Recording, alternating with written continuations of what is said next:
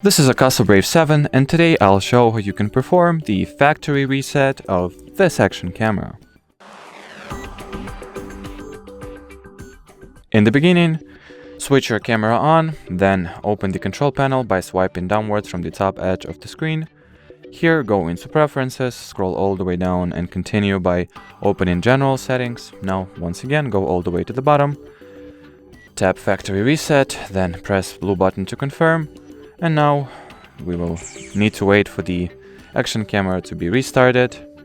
And once it will power back on, or it won't, or actually it will automatically, you'll see the setup that requires you to switch language, set date,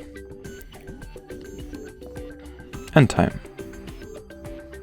Here you'll see the initial tutorial, which you can also complete.